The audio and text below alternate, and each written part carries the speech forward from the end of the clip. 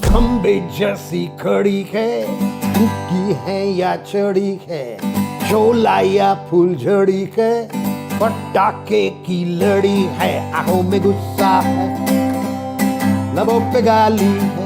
Oh my darling, oh my darling, oh my darling Clementine, you are lost and gone forever, dreadful sorry Clementine. ऐ दिल मुश्किल जीना यहाँ, जरा हटके जरा बच के, ये है बम्बई मेरी जान।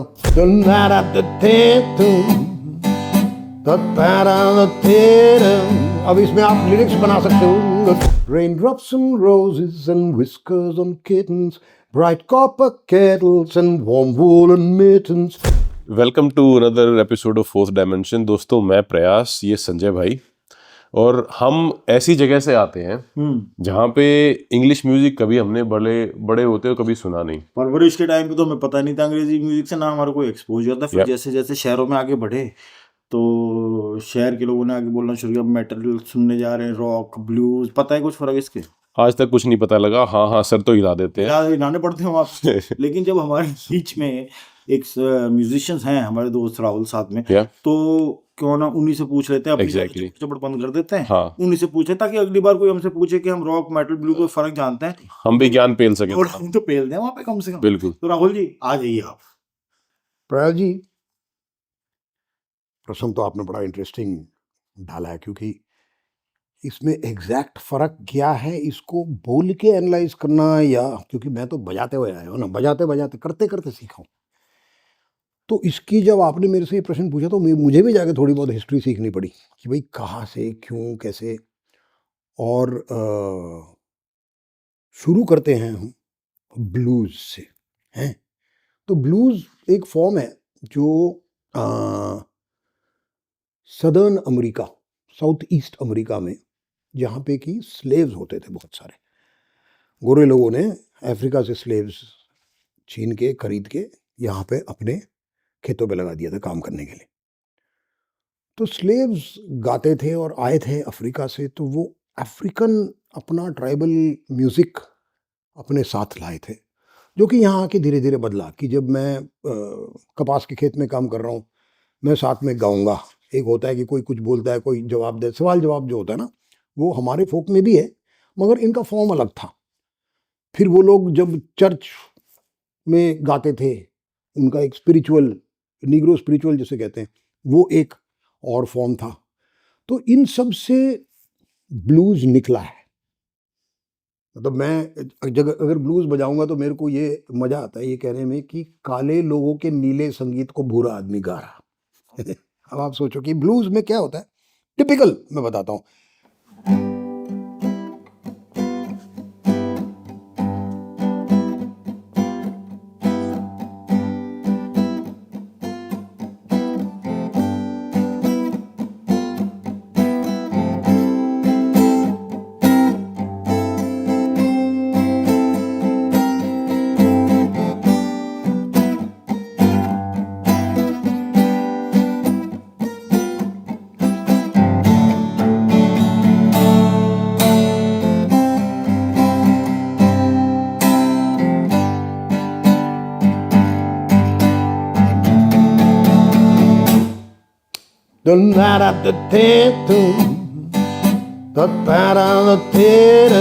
अब इसमें आप लिरिक्स बना सकते हो।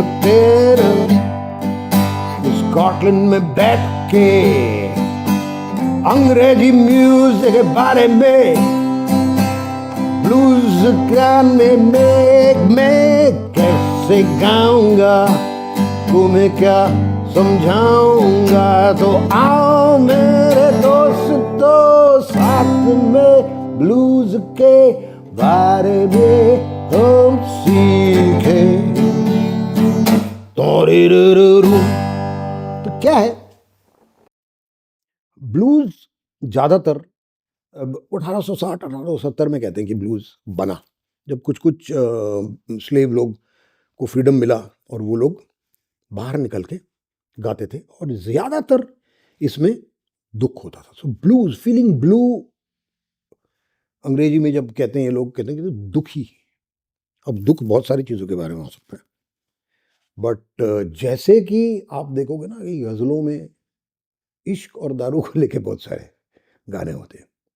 ब्लूज़ में भी ऐसे होता था कि अरे मेरी लड़की मुझे छोड़ गई, मैं अकेला पड़ गया, I am feeling so blue, है ना?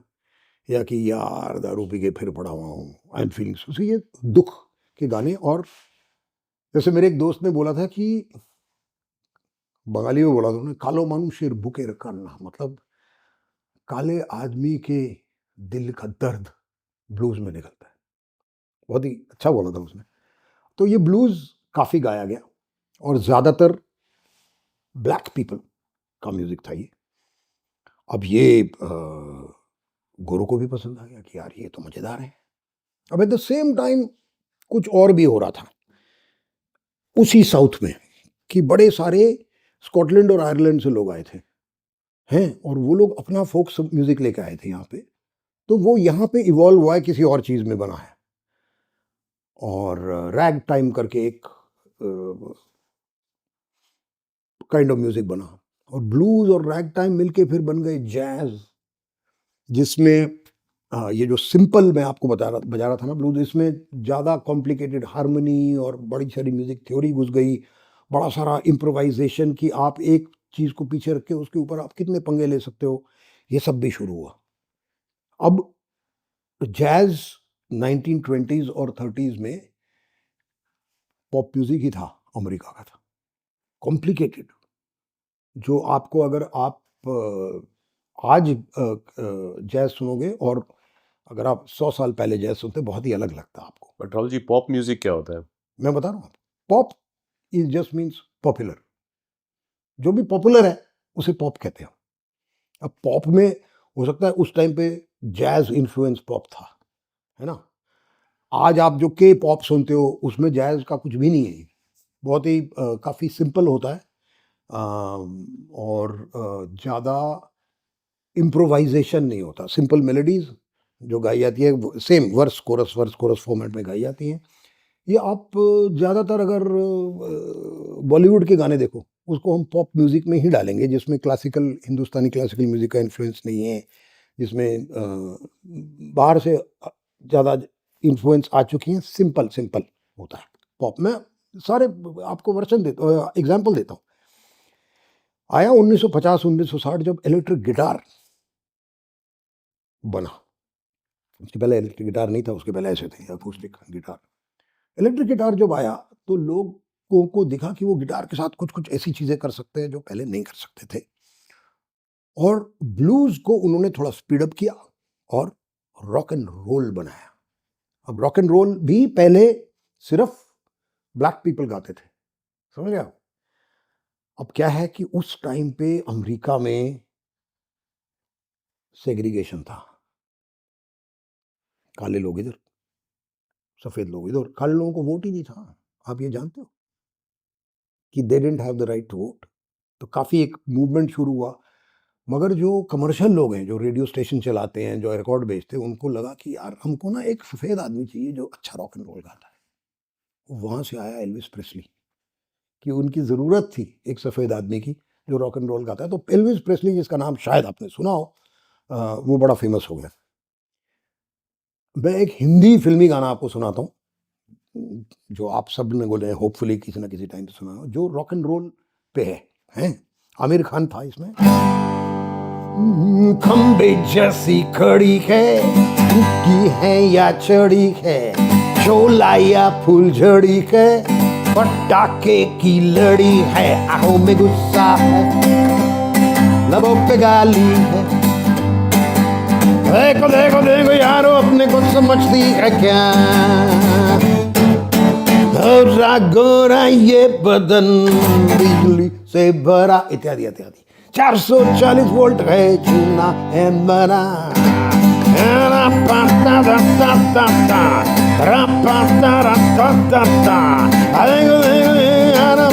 समझती है क्या? तो ये हुआ रॉक एंड रोल। आजकल भी होता है बहुत सारा रॉक एंड रोल, ब्लूज भी आजकल बहुत लोग हो जाते हैं, अब आगे निकल गया। तो ब्लूज इन्फ्लुएंस्ड, जैसे आप अगर एरिक क्लैप्टन ऐसे फेमस नाम के लोग हैं, पिंक फ्लॉयड जैसा बड़ा बैंड है, उसे भी कहते हैं कि बड़ी ब्लूज़ की इन्फ्लुएंस थी।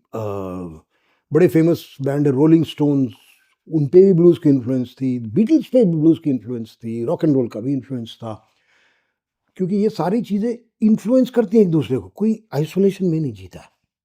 लोग सुनते हैं किसी और, इंग्लैंड में सुन रहा आदमी जो अमेरिका से म्यूज़िक आया है, कहते हैं यार ये है, तो फिर वो अपनी कुछ उसमें नमक मसाला डाल देता है। इंडिया में हम सुनते हैं, हम अपना नमक मसाला डाल देते हैं। तो क्या है कि अलग अलग types of rock and roll, अलग अलग टाइप्स ऑफ ब्लूज, अलग अलग टाइप्स ऑफ रॉक। रॉक कैसे आया? रॉक एंड रोल को आगे बढ़ाते हुए आया रॉक। जब ज़्यादा हेवी और स्ट्रेट बीट,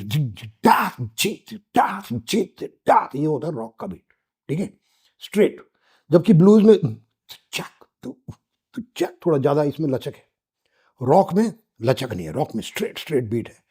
और रॉक शुरू हुआ था मेरे ख्याल से, रॉक एंड रोल से निकला, मगर रेबेल म्यूजिक ऐसा था कि यंग लोगों का सिस्टम के खिलाफ आवाज उठाना रॉक से शुरू हुआ।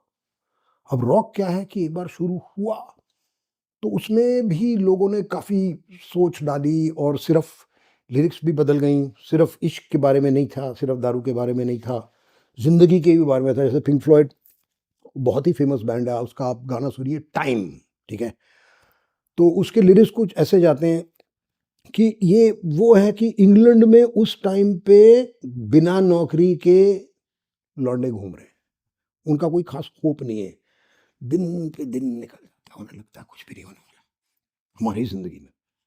तो उसको लेके वो थोड़े फिलोसॉफिकल बन गए हैं। तो वो उसके लिरिक्स ऐसे हैं कि ticking away the moments that make up a dull day, समझ रहे हो आप? You fritter and waste the hours in an offhand way, मतलब तुम अपना टाइम ऐसे ही गवा देते हो। Kicking around on a piece of ground in your home town, वहीं अपने शहर में फंसे हुए हो, waiting for someone or something to show you the way, कि कोई आके मेरे को यहाँ से निकाल दो यार। अब ये आप सोचो, बहुत ही इंटरेस्टिंग है कि आज भी ये बड़े सारे लोगों के दिल में ये रेजोनेट करता है कि यार क्या कर रहा हूँ मैं अपनी ज़िंदगी के साथ, एक बोर यहाँ पे इस शहर में बैठा हुआ हूँ, कोई तो मुझे दिखाएगा कुछ कि मैं खुद नहीं कर सकता हूँ, कोई आके दिखाता है। इंटरेस्टिंग। तो रॉक में फिर अलग अलग इन्फ्लुएंस, थोड़ा जैज़ रॉक आ गया, थोड़ा जैज़ भी आ गया रॉक में वापस, फिर आया और आगे जाके मेटल करके, जो कि बहुत ही हार्ड रॉक,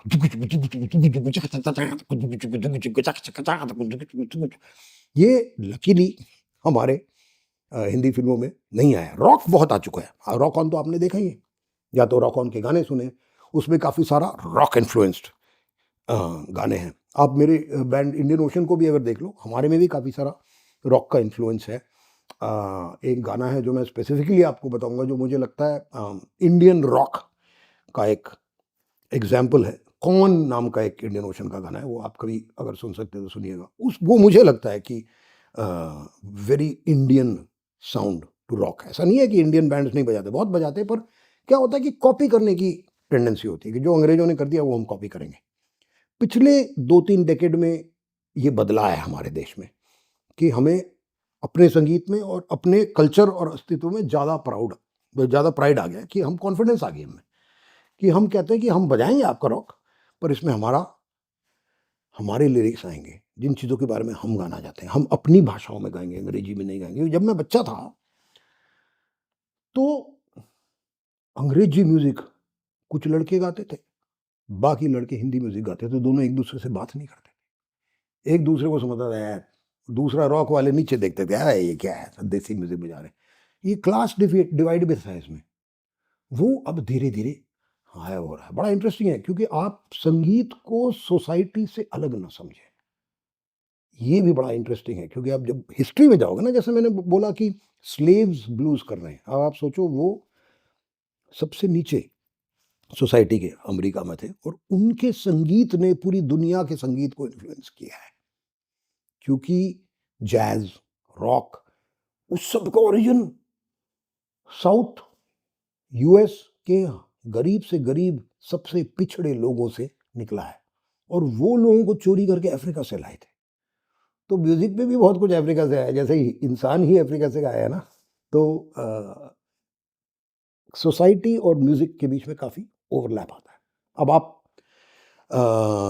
देखिए कि अब जैज़ क्या होता है मेरे दिमाग में, जैज़ थोड़ा बहुत अपने हिंदुस्तानी क्लासिकल म्यूज़िक की तरह है कि एक ट्यून होता है, जैसे हिंदुस्तानी क्लासिकल में कहते हैं ना एक बंदिश होती है, एक राग के अंदर बंदिश, बंदिश मतलब आपको एक ट्यून है। अब उसके बाद उस ट्यून से आधारित आप अलग-अलग दिशाओं में निकल जाते हो।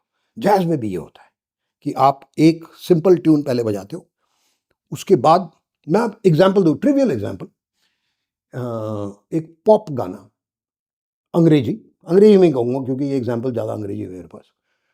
उसको लेके जैज़ वालों ने क्या किया, अब आप सुनने की कोशिश करो कि क्या हुआ। ये बड़ा फ़ेमस गाना है, मेरे ख़्याल माय फ़ेवरेट थिंग्स करके एक वो क्या है, साउंड ऑफ म्यूज़िक फ़िल्म से गाना है। Raindrops and roses and whiskers on kittens, bright copper kettles and warm woolen mittens, snowy white winters that melt into spring. These are a few of my favorite things. तो ये तुम चिक चिक जो है, ये आया है 3/4 वॉल्ट्स से, जो क्लासिकल म्यूजिक में 1800s में फिर से यूरोप में आया था वॉल्ट्स। अब बिल्कुल ही अलग कर दिया उसको, है ट्यून वही, पर जो म्यूजिशियन नहीं है वो शायद उसको ये समझने में मुश्किल हुआ कि वो ट्यून वैसा ही क्यों है वो पंगे जैज वाले बहुत और बड़े इंटेलिजेंट पंगे लेते हैं। तो जैज भी आ गया रॉक के अंदर, जैज रॉक करके एक अलग जानरा है। और फिर जो मैंने कहा था ना, रॉक गया, रॉक से आगे आया मेटल, मेटल से आया हैवी मेटल, हैवी मेटल से आ गया डेथ मेटल, बड़े बड़े छोटे छोटे छोटे छोटे अलग अलग सब जानराज जिसे कहते हैं, छोटे छोटे दिशाओं में निकल गया। और ये आजकल भी है। और अगर आपको एग्जाम्पल सुननी पड़ेंगे तो बड़ा सिंपल है, आप यूट्यूब पे जाइए, डेथ मेटल टाइप कीजिए, आपको 100 वीडियो मिल जाएगा। रॉक टाइप कीजिए, आपको 100 वीडियो मिल जाएंगे। मेटल टाइप कीजिए, आपको 100 वीडियो मिल जाएगी। ये सुन के ही होगा। मेरे इस भाषण से आपको सिर्फ ये समझ आ जाएगा कि इसकी रफली हिस्ट्री क्या थी, इसकी रफली क्रोनोलॉजी क्या थी, क्रोनोलॉजी समझिए। और इसमें सोशल टच क्या है। जैसे मेटल जो है ना, वो कहते हैं कि गरीब गोरे बच्चों का मेटल का म्यूजिक है, कि जो अमेरिका में गोरे हैं पर गरीब हैं और रहते हैं ट्रेलर होम में और उनकी जिंदगी में कुछ खास होप नहीं है, तो उनका ये रेज का म्यूजिक है, गुस्सा। इसलिए इट साउंड्स बहुत साउंड्स एंग्री, गुस्से का म्यूजिक। इंडिया में गुस्से का म्यूजिक है क्योंकि इंडिया में भी बड़े लोगों के पास होप नहीं है।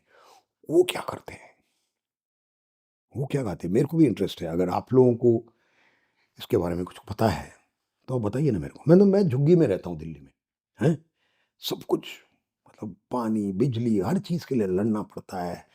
क्राउड है, पैसा नहीं है, सैनिटेशन नहीं है, सुएज नहीं है। मेरे अंदर क्या आता है, आना तो चाहिए गुस्सा, मगर वो आता है कि नहीं आता। अगर वो आता है तो वो संगीत में कहीं निकल के आता है। जैसे आप देखो, आजकल धारावी के स्लम से बच्चे निकले हैं जो रैप करते हैं। वो रैप का भी ओरिजिन काले लोगों का ही है, और ये ओरिजिन हुआ था 80s में न्यूयॉर्क में। कि अगेन 80s न्यूयॉर्क, समझिए सोशल स्ट्रक्चर, कि तब भी सबसे गरीब और सबसे पिछड़े जिसे कहते हैं ना, अपॉर्चुनिटी नहीं है, एक ऐसे इलाके में रहते हैं जहाँ पढ़ाई भी नहीं ठीक से कर सकते हो, फैमिली स्ट्रक्चर टूट रहा है, ड्रग्स हैं, वायलेंस है। उसके बीच में रैप आया कि एक आदमी बहुत कुछ बोलना चाहता है और बीट में बोलता है और सिस्टम के खिलाफ बोलता है, वहाँ से रैप आया। हमारे धारावी के बच्चों ने कुछ कुछ उसमें से निकाला है, लिया है, और वो अपने सोशल स्ट्रक्चर के बारे में बात करते हैं और गाते हैं। आप सुनिएगा, आपने तो सुना ही होगा, वो बड़ा फेमस था, गली गली बॉय, गली बॉय, वो फिल्म आई थी ना, वो रैप है। वो भी हमने यहाँ से लिया है, पर धीरे धीरे धीरे धीरे इंडियन फॉर्म्स, इंडियन लैंग्वेजेस में, हर इंडियन लैंग्वेज में लोग रैप करते हैं आजकल। और रैप क्या है कि रैप के लिए आपको शब्दों से खेलना पड़ता है। म्यूजिक उसकी कंटेंट पीछे बहुत एक सिंपल सा पीछे चलता है, उसके ऊपर लोग बहुत कुछ बोलते हैं और उससे क्या होता है, जिसके अंदर बहुत क्रोध है, उसको बहुत कुछ बोलना है, कोई उसकी बात कभी सुना ही नहीं है, उसे ऐसा लगता है तो रैप में निकाल देता है, अपनी भड़ास निकालता है रैप में, दूसरे लोग सुनते हैं उनको पसंद आता है, कहते हैं हाँ जी हमें भी ऐसा फील होता है। तो क्या ये सोशल चेंज का मीडियम हो सकता है? बिल्कुल हो सकता है, बड़ा इंटरेस्टिंग है। अब मैं इस चीज को यहीं रोकता हूँ। राहुल जी, इंडियन फिल्म्स में हम्म, इनमें से जो डिफरेंट म्यूजिक फॉर्म्स हैं उनमें से is there a form which has influenced Bollywood music more than the other, और या फिर बॉलीवुड की अलग ही धुन है कुछ? अब बॉलीवुड म्यूजिक बड़ी इंटरेस्टिंग चीज है, क्योंकि बॉलीवुड ने ना पूरी दुनिया से लिया है, चुराया नहीं बोलूंगा, इन्फ्लुएंस आया है। बॉलीवुड की हिस्ट्री में अगर आप देखोगे, एक बहुत पुराना गाना मैं आपको अगर गाऊं तो मेरा नाम चिंचिंच बाबा चिंचिंच रात चांदनी में और hello mister how do you do, ठीक है। ये अब एक चार्ल्सटन नाम का डांस फॉर्म होता था अमेरिका में 20s में, उसके म्यूजिक और उसकी ट्यून को लेके ये गाना बनाया। अब एक वेस्टर्न क्लासिकल ट्यून है,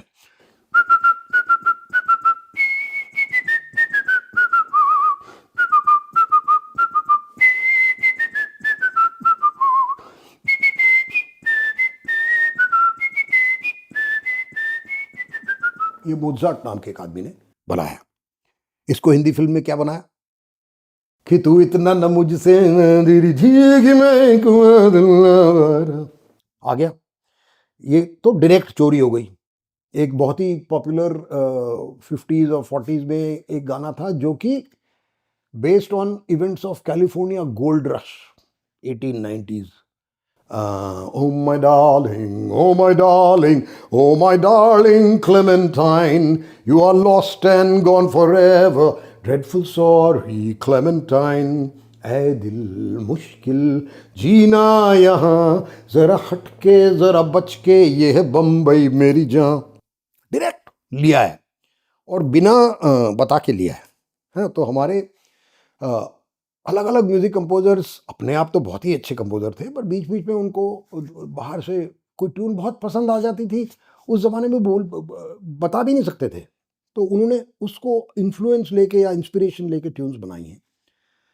अब जैसे आप देखो R D Burman South America से बहुत सारे रिदम ले आए इंडियन म्यूजिक के अंदर। वो जो बोंगो सडनली आ गया था ना इंडियन म्यूजिक में, फिल्मी म्यूजिक में, 60s के पहले बोंगो था ही कहाँ, बोंगो था, बोंगो आया, ये RDG लाए हैं। तो इंडियन म्यूजिक पूरी दुनिया से लिया है, अरबी म्यूजिक से भी लिया है, वेस्टर्न क्लासिकल से तो लिया ही है, और मैंने रॉक एंड रोल और ये आपको सुना दिया, रॉक, रैप, गली बॉय में आप सुन लीजिए, रैप के एग्जाम्पल्स हैं। बॉलीवुड ने सब जगह से लिया है, ठीक है, पर काफ़ी सारा वेस्ट से लिया है।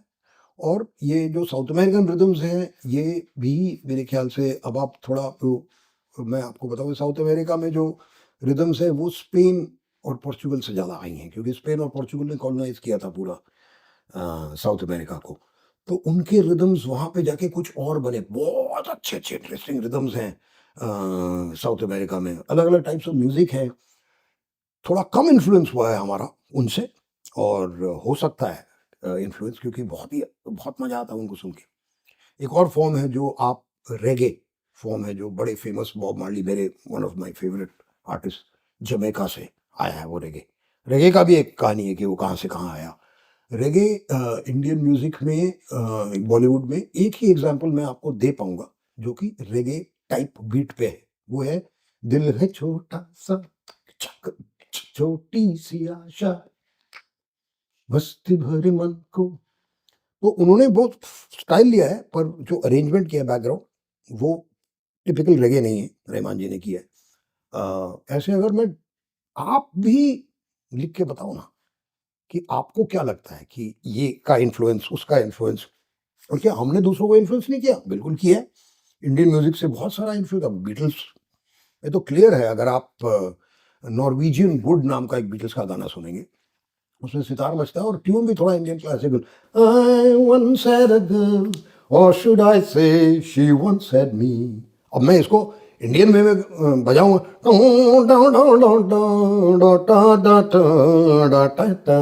ये बिल्कुल ही इंडियन लगेगा अगर मैं इसमें अंग्रेजी शब्द नहीं लाऊं। तो हमने भी उन्हें इन्फ्लुएंस किया है और धीरे धीरे वो इन्फ्लुएंस बढ़ भी रहा है। जैसे जाकिर हुसैन साहब हमारे जो अभी गुजर गए हैं, उन्होंने इंडियन रिदम्स तबला को इंट्रोड्यूस किया पूरी दुनिया में। एक्चुअली अल्लाह रखा जी ने किया था पहले वुडस्टॉक में, जब रविशंकर जी ने बजाया था ना सितार मेरे ख्याल वुडस्टॉक में, अल्लाह रखा जी उनके साथ तबला बजा रहे थे, लोग पागल हो गए, उन्होंने कभी सुना ही नहीं था ये वेस्ट में। और ये मैं आपको बता दूं कि इंडियन रिदम पैटर्न से ज्यादा कॉम्प्लिकेटेड पूरी दुनिया में कुछ नहीं है। खास करके साउथ इंडियन रिदम पैटर्न जो है वो एक अलग दुनिया में रहते हैं। उनकी मैथमेटिक्स, ओ हो, मजा आ जाता है उन लोगों को सुनते सुनते, और खो जाते हो। अगर आप समझ नहीं रहे हो वो क्या कर रहे हैं, आप खो जाओगे, आपको समझ नहीं है, पर इतना कॉम्प्लिकेटेड है। हमने पूरी दुनिया को ये दिया है, इंडिया से भी गिफ्ट्स गई हैं, जो पूरा राग का स्ट्रक्चर की अलग अलग भाव होते हैं, मूड होते हैं। एक राग में क्या होता है कि आपके पास बहुत रूल्स है कि यही नोट छुएंगे आप, सारे नोट नहीं छुएंगे। ऊपर जाते वक्त एक सीरीज ऑफ नोट्स, नीचे आते वक्त एक सीरीज ऑफ नोट्स। इसमें मैं अभी घुसता नहीं हूँ क्योंकि मैं इसके बारे में एक तो इतना जानता भी नहीं हूँ और लंबा हो जाएगा। हमने भी बहुत कुछ दिया संगीत को, संगीत की दुनिया को, और हम वापस भी उनसे लेते हैं। एक last question Rahul ji, what do you know the difference between Western classical and Indian classical? What is the basic difference in these two forms? देखिए, क्लासिकल म्यूजिक को क्लासिकल इसलिए कहा जाता है क्योंकि उसे माना जाता है कि सबसे ज्यादा पढ़ाई किया हुआ म्यूजिक है, सीख के समझ के। सबसे बड़ा डिफरेंस वेस्टर्न क्लासिकल और इंडियन क्लासिकल में है कि इंडियन क्लासिकल में हारमोनी यूज नहीं होती। हारमोनी मतलब ये देखो, ये सा है, ठीक है। इंडियन म्यूजिक में सिर्फ सा और पा तानपुरा पीछे बजाता है।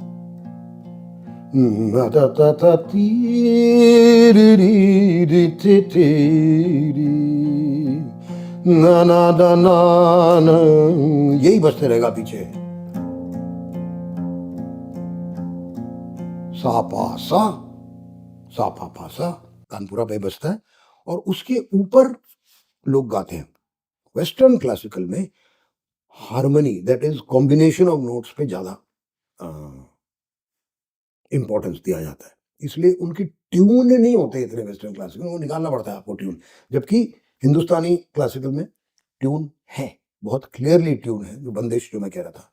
और साउथ इंडियन में जाएंगे तो साउथ इंडियन में भी एक बेसिक ट्यून होता है जो लोग समझते हैं। वेस्टर्न में हार्मनी पे कहीं ज़्यादा, और ये नहीं है कोई इस नोट को आप छू नहीं पाओगे, उस नोट का जो, ऐसा कुछ नहीं है, वो हर नोट को छूते हैं। हमारे में राग की बंदिश है। और साउथ इंडियन और नॉर्थ इंडियन क्लासिकल में भी काफ़ी फर्क है कि नॉर्थ इंडियन क्लासिकल में इम्प्रोवाइजेशन को कहीं ज़्यादा वजन दिया जाता है कि आप एक बंदिश गाने के बाद उसके साथ क्या करते हैं और कितनी सुंदरता से कर पाते हैं, उससे आपका वजन बढ़ता है। जबकि साउथ इंडियन क्लासिकल में थोड़ा ज़्यादा फिक्स्ड है कि यही चीज़ आप परफॉर्म करोगे। इम्प्रोवाइजेशन का बहुत छोटा स्पेस होता है। और अगर आप साउथ इंडियन के बारे में, क्लासिकल म्यूजिक के बारे में अगर ज़्यादा जानना चाहें तो टी.एम. कृष्णा बहुत ही well known South Indian classical artist हैं, जिनका एक किताब है अ सदर्न म्यूजिक, वो आप पढ़िएगा। बाकी मैं यहीं रोकता हूँ क्योंकि मेरा भी इन चीज़ों के बारे में इतना ज्ञान नहीं, मेरे को कोई क्लासिकल ट्रेनिंग नहीं है किसी भी। मैं तो बजा बजा के लोगों से सीख अपने दोस्तों से ना सबसे ज़्यादा सीखता है आदमी।